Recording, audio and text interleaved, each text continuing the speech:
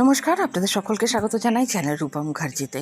জয় কৃষ্ণকালী মায়ের জয়। কৃষ্ণকালী মায়ের আশীর্বাদ আমাদের উপর সর্বদা বর্ষিত হোক। ত্রিশূল ছোঁয়ানোর নিয়ম কী অনেকেই জানেন, কিন্তু জেনেও বারংবার সেই ভুল করেন। তাই মঙ্গলা দেবী খুব সুন্দরভাবে সকলকে ডেকে এটা বুঝিয়ে দেওয়ার চেষ্টা করেছেন যে ত্রিশূল ছোঁয়ানোর সঠিক নিয়ম কী। এই নিয়মটি সকলের জানা দরকার, কেবলমাত্র ভিড় এড়ানোর জন্য নয়, ত্রিশূলের ছোঁয়া পেয়ে জীবনে সেটিকে কতটা আর কিভাবে কার্যকর করা সম্ভব সেই ব্যাপারে জানার জন্য। দেখুন এখানে কি বলা হচ্ছে যে মঙ্গলা দেবী বলছেন যে ত্রিশূল দিনে একবারই ছোঁয়াবেন, কিন্তু আপনার যদি মনে হয় যে আপনার রোগের বাড়াবাড়ি হচ্ছে, আপনার মনে শান্তি হচ্ছে না, আপনি প্রতিদিন এসে দিনে একটি বার মাত্র ত্রিশূল ছোঁয়াবেন। আপনি 30 দিন আসুন, কোনো ক্ষতি নেই। 30 দিনে প্রত্যেক দিন ছোঁয়ান, যেটা সম্ভব নয়, কারণ প্রতি সোমবার করে মন্দির বন্ধ থাকে, আর মঙ্গলা দেবী নিজের ইচলাবাদের বাড়িতে কাউকে অ্যালাউ করেন না। তো সোমবার করে আপনি ত্রিশূলের ছোঁয়া পাবেন না। সেক্ষেত্রে আপনি মঙ্গল থেকে রবিবার পর্যন্ত প্রতিদিনই ত্রিশূলের ছোঁয়া নিতে পারেন, কিন্তু একদিনে একাধিকবার ত্রিশূলের ছোঁয়া নেওয়া যাবে না। আপনার বাড়িতে কোনো মানুষজন মারা গেছেন, অশৌচের সেই 14 দিন 15 দিন কাটিয়ে নিয়ে পরবর্তী যে কোনো সময়ে আসুন, তার পরের দিন থেকে আসুন, তাহলেও নিতে পারবেন। মহিলাদের যদি পিরিয়ডের সমস্যা থাকে তাহলে তারাও এসে নিতে পারেন, কারণ মঙ্গলা দেবী স্পষ্টই বলেছেন তার মন্দিরে এসব জিনিসের কোনো অছুত অচ্ছুত মার্গ নেই। এমনকি ভিন্ন ধর্মের লোকেরাও মঙ্গলা দেবী বলেছেন যে কৃষ্ণকালী মায়ের দর্শন করতে পারেন।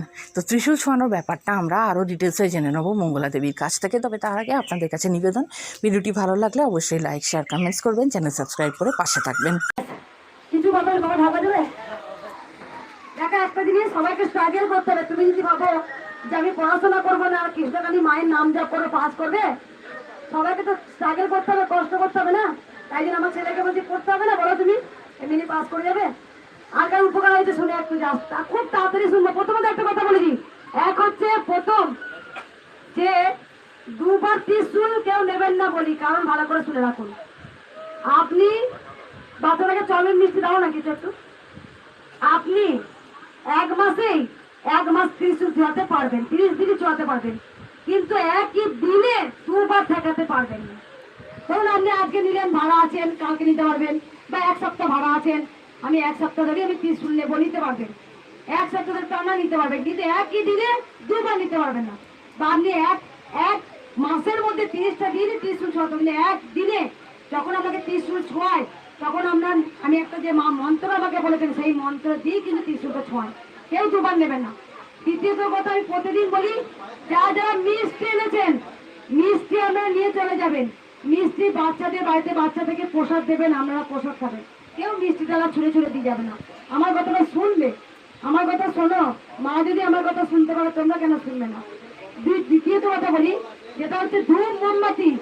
আজকে শনিবার মানে রেকর্ড করা ভিড় হয়েছে, বুঝতে পারছেন? সেখানে ধূপ মোমবাতি নাই বা জানলেন, ঘরে জ্বালুন না। আপনার এমন কিছু মা সব দেখতে পায়, আপনি ঘরে বসে ধূপ জ্বালাচ্ছেন, কৃষ্ণকালী মাকে দিচ্ছেন, তা মা কি দেখতে পাচ্ছে না? মা অন্তর্যামী, মা আপনার মনের কথা আগেই ধরে ফেলবে, বুঝতে পেরেছেন? তাই মা অন্তর্যামী, আর কিছু বলবো না। কে আনিল রে, কোথায় ছিল রে, জয় কৃষ্ণকালী মায়ের জয়। কার উপকার